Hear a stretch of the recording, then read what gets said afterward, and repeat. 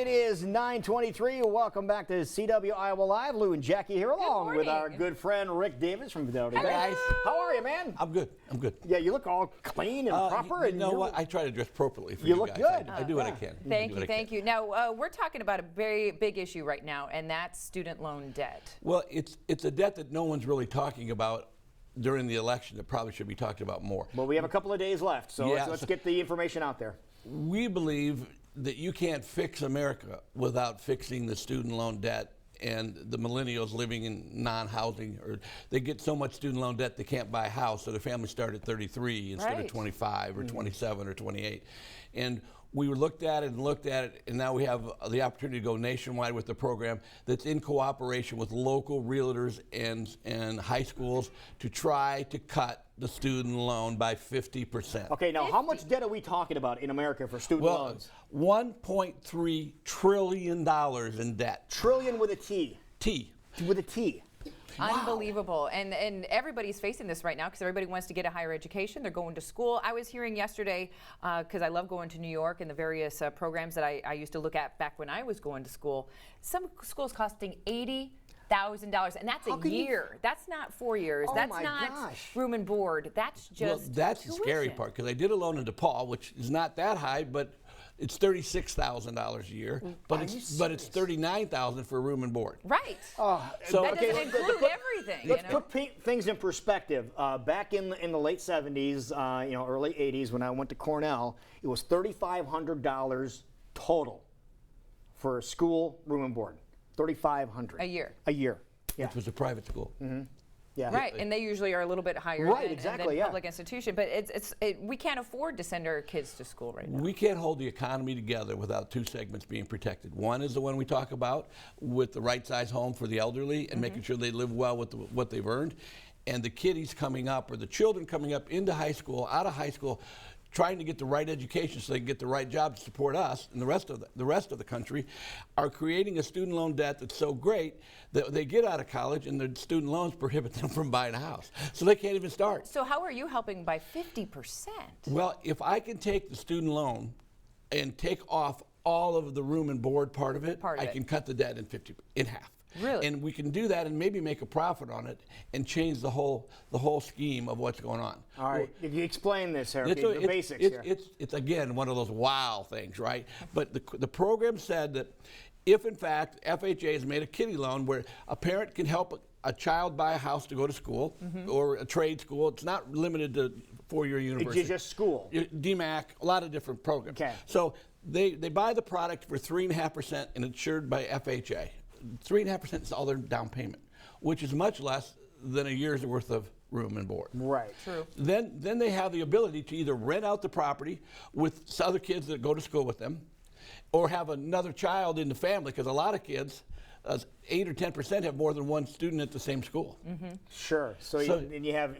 You're either going off with somebody. A lot of people want to go to school with somebody they went to high school with, or they have a kid a year older. I'm just saying, there's a whole bunch of people that could go together to buy a house. We all had roommates when we went to school. We did. Yeah, and so the roommates help with the overhead of the house. They cut the loan in half because they don't go borrow from the school for their room and board.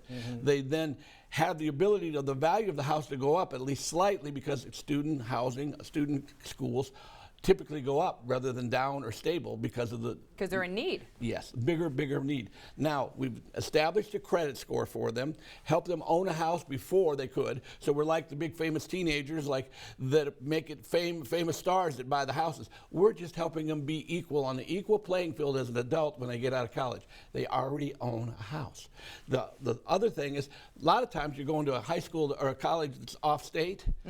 You can buy the house and now in a year or less become a state resident, and cut your tuition in half. Your tuition will go down then. So the program causes them to grow up a little bit, to have credit, to own a house that they would not qualify for 4 to 5 years till they reduce their student loan debt in a lot of cases. And they will get more responsibility too by having the house.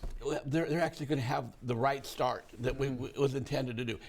We're going nationwide with it. We're actually licensing and testing realtors in different cities so that they will be both halves of the program. So like I'm going to Albuquerque on Thursday to talk to the just like this and to meet with some realtors. So they'll be the local realtors for the kiddie loan. Who know the area. You're not Who know dealing with what an school they're Iowa going to. realtor. And then who's we'll have working in Iowa Albuquerque. realtors if you're going to Valley or you're going to East or you're going to Platte. Right. Wherever school you're going to, you'll have a realtor that will help you with the realtor over there and vice versa. So we're setting up a whole country of like-minded realtors that know the student body and have them network back and forth to protect the family, protect the student, and make it a good value, and cut their student loans in half.